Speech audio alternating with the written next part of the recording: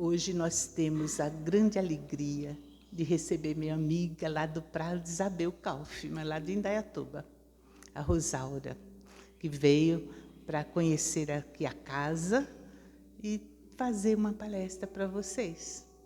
Então, a Rosaura, nossa, trabalha no Padre Isabel quanto tempo, Rô?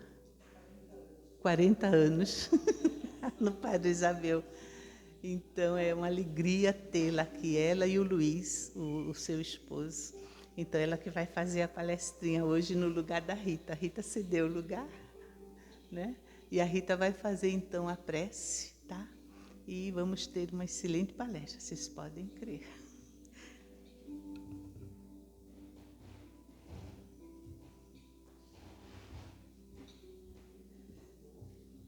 Então, boa tarde a todos. Vamos então fechando os nossos olhos, elevando nossos pensamentos a Jesus, a Deus, e vamos pedindo à espiritualidade toda a tranquilidade, toda a calma que necessitamos nesse momento. Que nossos problemas possam ficar lá fora, porque aqui a espiritualidade está cuidando de cada um de nós, sabendo tudo o que precisamos, que possamos absorver todo o Evangelho de hoje, que com certeza será maravilhoso. Que assim seja, graças a Deus e graças a Jesus.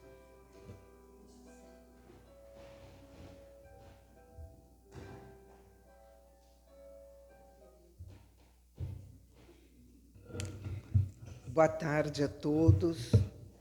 É uma alegria muito grande e uma emoção muito grande para mim estar presente nessa casa. A Araci é uma amiga assim extremamente querida, é uma alma irmã e nós vibramos muito para que pudesse dar tudo certo, esse espaço bastante confortável. E tenho certeza, viu, Araci e as demais colaboradoras e colaboradores, né, que era realmente a vontade da espiritualidade. Eu vou pedir licença para pôr o óculos, que eu esqueci de trocar. Eu vim na estrada com esse óculos, né, porque eu não enxergo sem óculos. E nós vamos falar hoje sobre o capítulo 10, o item 12, que é quando apresentam para Jesus a mulher adúltera. O capítulo 10 do Evangelho segundo o Espiritismo é bem-aventurados os que são misericordiosos. Então, acredito que todos vocês devam conhecer o bem-aventurados os que são misericordiosos. Mas nós vamos ficar hoje nesse item, né? Então, vamos lá. Eu vou ler na íntegra, porque eu acho importante a gente comentar depois sobre isso. Então, os escribas e os fariseus lhe trouxeram uma mulher que fora surpreendida em adultério. E, pondo-a de pé no meio do povo, disseram a Jesus: Mestre, esta mulher acaba de ser surpreendida em adultério. Ora, Moisés, pela lei, ordena que se lapidem as adúlteras. Qual sobre isso a tua opinião? Diziam isto para o tentarem e terem de que o acusar. Jesus, porém, abaixando-se, entrou a escrever na terra com o dedo. Como continuassem a interrogá-lo, ele se levantou e disse: Aquele dentre vós que estiver sem pecado, atire a primeira pedra. Em seguida, abaixando-se de novo, continuou a escrever no chão. Quanto aos que o interrogavam, esses, ouvindo-o falar daquele modo, se retiraram um após outro, afastando-se primeiro os velhos, Ficou, pois, Jesus a sós com a mulher, colocada no meio da praça.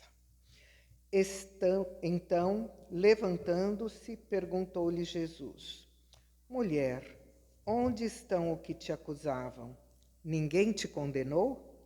Ela respondeu: Não, Senhor. Disse-lhe Jesus: Também eu não te condenarei. Vai e de futuro não tornes a pecar. João, capítulo 8, versículos de 3 a 11. Nós vamos falar a respeito dessa passagem de Jesus com o olhar da benfeitora espiritual Amélia Rodrigues. Amélia Rodrigues foi uma professora baiana que muito contribuiu na espiritualidade com seus livros maravilhosos. E ela fala em 4 livros dela sobre essa passagem, mas eu elenquei apenas 2, né? Que é Quando Voltar a Primavera e Pelos Caminhos de Jesus. Esses 2 livros contêm essa passagem com o olhar trazido por Amélia Rodrigues, né, que soube muitas outras informações na espiritualidade, na vida espiritual. Então, nós entendemos o quê aqui? Que Jesus chegava do Monte das Oliveiras, né, isso Amélia contando, e havia a festa dos tabernáculos que tinha se encerrado ali em Jerusalém. Então ele se dirige com seus discípulos à praça próxima ao templo. E ali então estava a mulher quase que despida, que foi pega pelo marido em pleno adultério, e ela é trazida e Jesus está ali e os fariseus querendo uma opinião de Jesus, porque tinha 2 possibilidades. Se Jesus não perdoasse a mulher, ele estaria indo contra a sua própria natureza, a sua própria pregação. Por quê? Porque ele pregava o amor, a misericórdia, o perdão, a justiça divina dentro dos propósitos de Jesus era diferente daquela justiça do olho por olho e dente por dente. Então ele estaria contrariando aquilo que ele pregava. E se ele dissesse, se ele dissesse que sim, perdão, né? Ele estaria contrariando. Se ele afirmasse que não, ele seria contra a lei mosaica, a lei de Moisés. Não os 10 mandamentos, não estamos nos referindo aos 10 mandamentos, mas às leis promulgadas por Moisés para poder trazer para o povo que ele liderava um jeito correto de caminhar, de visão da época. Então, nessa visão da época de Moisés, a mulher não tinha nenhuma consideração. Aliás, a consideração feminina passou a existir depois de Jesus, porque até então não se tinha um olhar para a mulher de perdão, de amor, para que ela fosse colocada ali para a par com o homem, né? Então, a mulher era bastante submissa e aí, então, entra Jesus com a sua sabedoria e a sua astúcia também, contrariando os propósitos dos fariseus.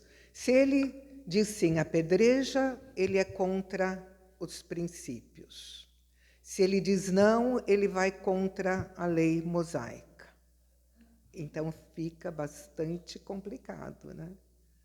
E Jesus, mais do que nunca, na sua consciência, ele coloca-os em saia justa. Aquilo que eles queriam fazer com Jesus, é Jesus que faz com eles no momento que ele diz assim: atirai a primeira pedra aquele que nunca tiver pecado. Então, a consciência de cada um ali é desperta naquele momento. Quem iria ter coragem de lapidar essa mulher se cada um que estava ali tinha seus comprometimentos? E é interessante que a Amélia Rodrigues, ela vai além e ela diz assim: num momento onde a mulher não era respeitada da mesma forma como o homem, era muito, muito justo dentro da visão da época que ela fosse lapidada, Mas Amélia nos diz que nesse momento, quando Jesus se refere a eles, atire a primeira pedra, há uma tomada de consciência, porque Jesus emanava aquela energia que chegava até essas criaturas. E ninguém ali teve coragem de se opor. O magnetismo do mestre era tão grande, tão magnífico, que não tinha como se opor em relação a isso. Então, é como se tivesse realmente despertado em cada um essa consciência. Óbvio que os fariseus não se sentiram satisfeitos, tanto que eles perseguiram Jesus até a morte no Calvário. Mas aqueles que ali estavam tiveram uma grande lição. E ela nos conta também que nesse momento Jesus também se dirige ao marido.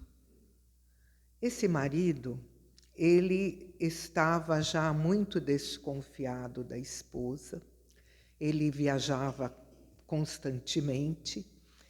E por que essa desconfiança? Porque aquelas pessoas que ele conhecia, que conhecia o casal, sempre faziam de alguma forma uma referência velada à conduta da mulher, mas deixando nas entrelinhas essa possibilidade dela estar prevaricando. Então é aquilo que nós popularmente chamamos de fofoca. Então, e ele foi alimentando aquela desconfiança até que ele preparou o momento para que ele a flagrasse em adultério.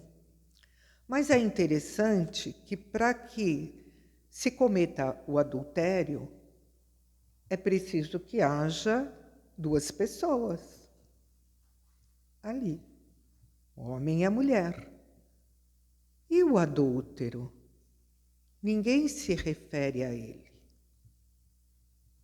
Ninguém sabia quem era o adúltero. Mas a mulher, sim, ela era a grande pecadora. Ela seria julgada, ela seria dilapidada em praça pública. Mas o adúltero não. Ele saía tranquilo da situação. E Jesus, então, coloca essa energia amorosa nas suas palavras, que leva uma certa comoção a quem estava ali e um estado de consciência que não lhes permitiram fazer a lapidação, mas ele se dirige também ao marido. Não em palavras, mas a mente do marido recebe as informações de Jesus. E você? O que você me diz a respeito das suas prevaricações? Você, que mesmo casado, frequenta as casas de prostituição, onde estão ali mulheres que verdadeiramente não queriam estar ali se prostituindo, mas lhes foi negada toda e qualquer chance de ter uma vida digna. Quantas vezes você esteve junto dessas mulheres?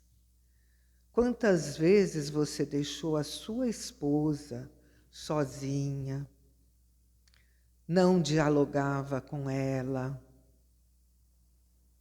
não conversava? Quantas vezes você olhou para ela somente como uma servidora do lar, mas não como uma mulher que tem sentimentos,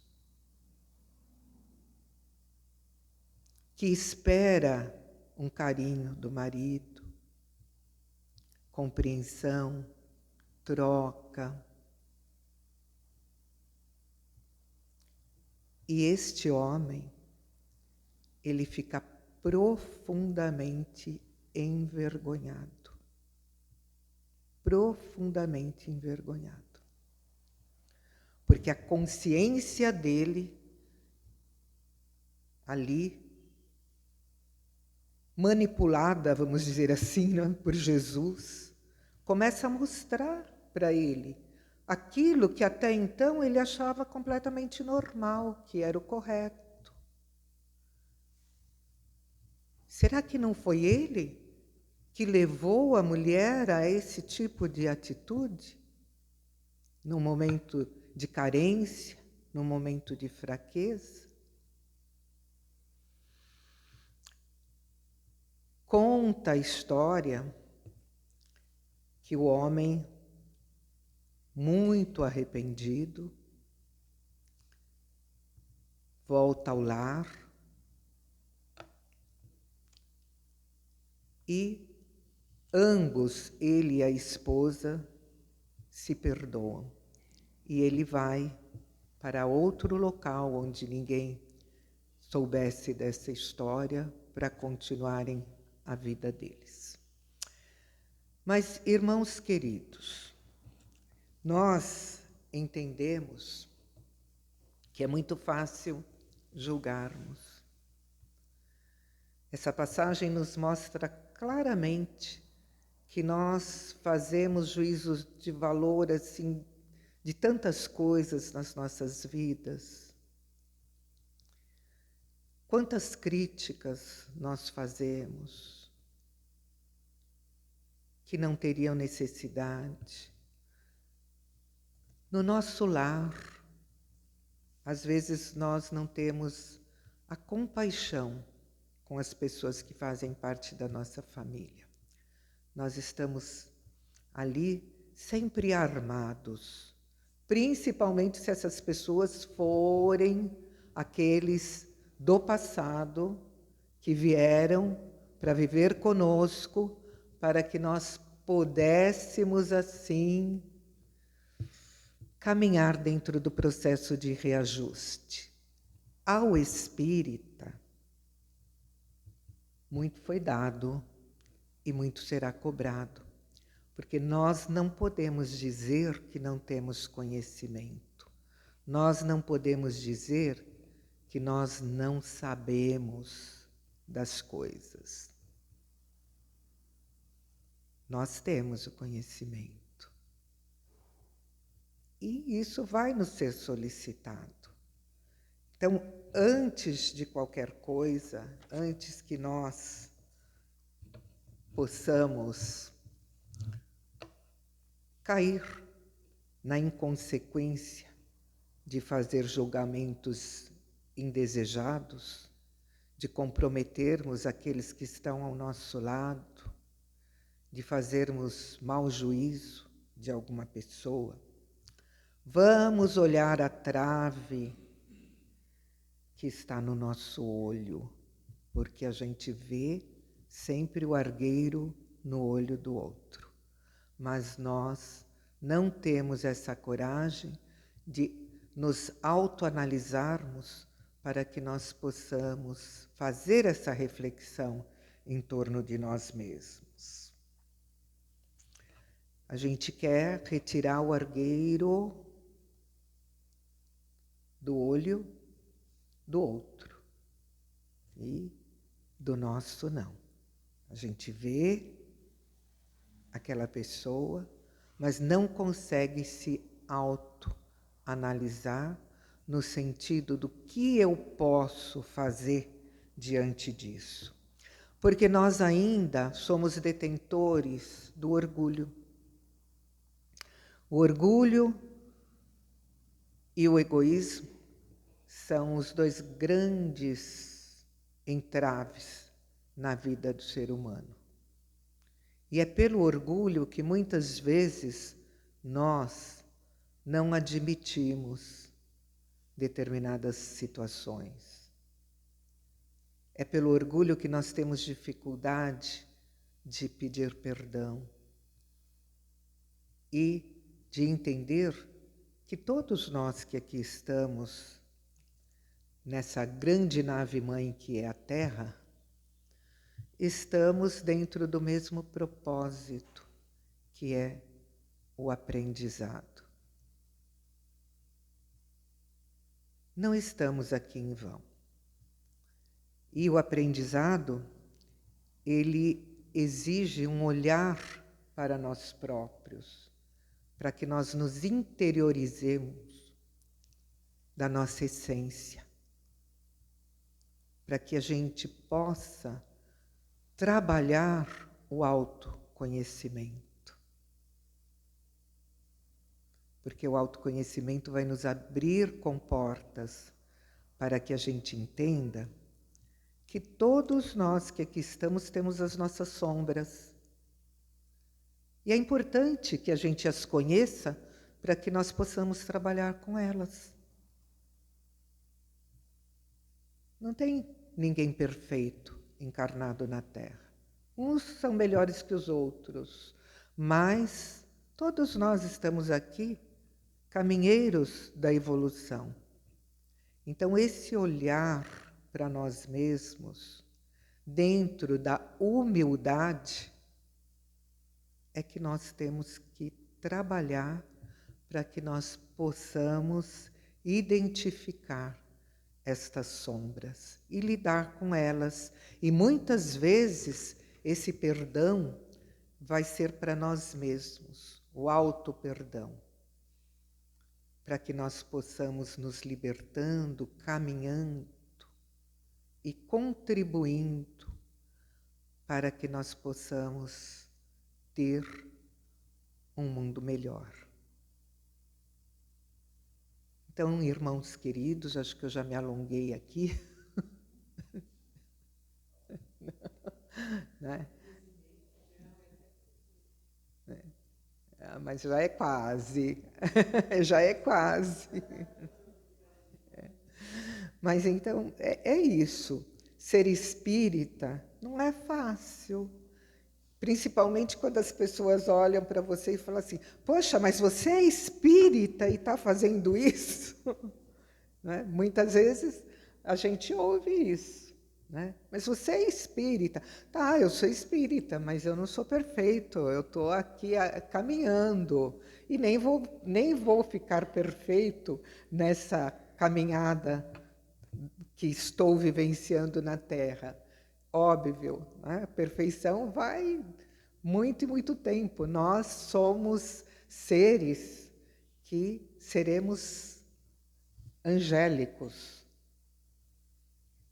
Mas a gente está ali, nesse início desse processo de angelitude. Mas é importante que a gente faça esse exame de consciência. E eu sempre gosto de relatar, porque a gente acha assim, nossa, eu preciso estudar muito, eu tenho que estudar a série psicológica de Joana de Ângeles, né? Realmente a série psicológica de Joana de Ângeles é algo assim inenarrável, o que ela nos auxilia. E hoje, se acessarmos a internet, temos lá o estudo dessas obras, orientado por psicólogos, é bem interessante. Mas nós podemos começar isso de uma forma muito simples, como nos diz Santo Agostinho. Santo Agostinho de Hipona, ele foi um homem da vida, um jovem audacioso, comprometido com os desregramentos na época que ele vivia. Mas ele tinha uma mãe muito especial, Mônica, Santa Mônica da Igreja Católica.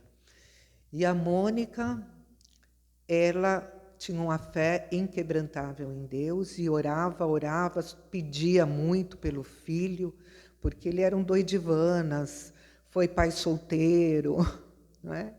E aprontou tudo. Até que, num determinado dia, ele tem um encontro com um bispo e ele se sente tocado pelas palavras daquele homem. E quando ele sente esse toque divino, que é o chamamento, ele então tem um insight, tenho que mudar tudo. E ele começa aí o seu processo de transformação. Foi um dos grandes pais da Igreja. A obra dele é muito especial. E um grande colaborador da obra kardeciana. E as comunicações que ele trouxe, nos esclarecendo, e que estão contidas na obra de Kardec. Mas o que ele dizia? Que quando ele ia se deitar, ele fazia uma reflexão de como tinha sido o seu dia, desde o momento que ele levanta até o momento que ele se coloca em repouso. E ele vai ali refletindo sobre cada atitude sua. E aquelas que ele achava que tinham que ser melhoradas, era em cima delas que ele iria trabalhar. Então, esse é um viés, um processo aí mais fácil da gente poder trabalhar a nossa reforma interior, né? A nossa reforma interior sem martírio, como diz a irmã Sidufo, né? Sem que nós possamos sofrer tanto com isso. Mas fazendo essas reflexões. É fácil? É mais fácil que estudar a obra da Joana. Mas é um caminho para que a gente comece e possa se aprimorar, para podermos buscar colocar em prática um pouco que seja de todo esse conhecimento que a doutrina espírita nos oferece, tão gratuitamente. Trabalho maravilhoso de Allan Kardec, um trabalho de um homem corajoso, que enfrentou, abraçou a causa do Cristo para nos trazer o Consolador prometido. Que Jesus nos abençoe, nos fortaleça, que nós possamos ter assim um final de semana aí que estamos em meio à semana, né? Mas que seja assim bastante agradável e com muitas bênçãos. Muita gratidão pela paciência. Você quer que eu faça? Que nem você faz lá? Então tá bom. Então, irmãos queridos, com todo o amor nos nossos corações nesse momento, nós nos dirigimos a essa espiritualidade amiga aqui presente, aos benfeitores espirituais, mentores desta casa, com muita gratidão por podermos estar aqui reunidos em nome de Jesus. Aproveitando esses instantes para agradecer profundamente a todos aqueles que ombreiam ao lado do Cristo, para que esta casa possa ser acolhedora e oferecer a todos que a procuram a semente do Evangelho, o abraço cristão e o auxílio que tantos aqui vêm buscar. Que aproveitemos esse instante onde estamos entrelaçados uns aos outros para vibrarmos, que seja um momento de vibração que se estenda a todos os locais de dor, de sofrimento do nosso planeta. Onde houver alguém que esteja em desespero, em sofrimento, em dor, portadores de doenças, de várias etiologias, aqueles que estão desesperançados, em solidão, em depressão, muitos com ideias suicidas.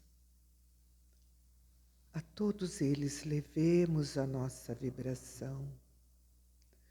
E aqueles que não te conhecem, Jesus, e aqueles que mesmo te conhecendo, ainda não te compreenderam, que estas vibrações amorosas cheguem a todos.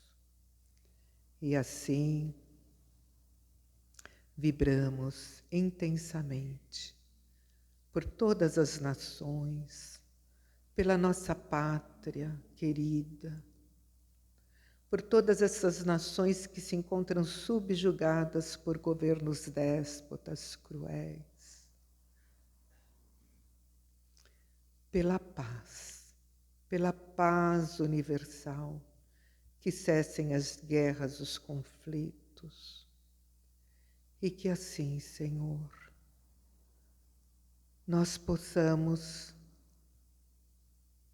ser aqueles pequeninos pirilampos com luzinhas muito tênues para aconchegarmos, iluminarmos um pouquinho que seja estes corações que nos procuram. Mais uma vez a nossa gratidão. Gratidão à Sagrada Família. Gratidão a Deus, nosso Criador, doador da vida, causa primeira de todas as coisas. Obrigada, Pai, por nos aceitar, ainda com os nossos erros, e nos permitir caminharmos. Obrigada por nos ter enviado Jesus, e que possamos trilhar o seu caminho, porque só Ele é realmente o caminho, a verdade e a vida. Pai nosso, que estais no céu, santificado seja o teu nome. Venha a nós o teu reino e seja feita a tua vontade, na terra como nos céus. O pão nosso de cada dia dai-nos hoje e sempre. Perdoa, Senhor, as nossas dívidas e não nos deixe cairmos em tentações, e livra-nos, Senhor, de todo o mal, inclusive daquele que persiste em residir no nosso interior. Graças a Deus, graças a Jesus. Obrigada a todos. Não,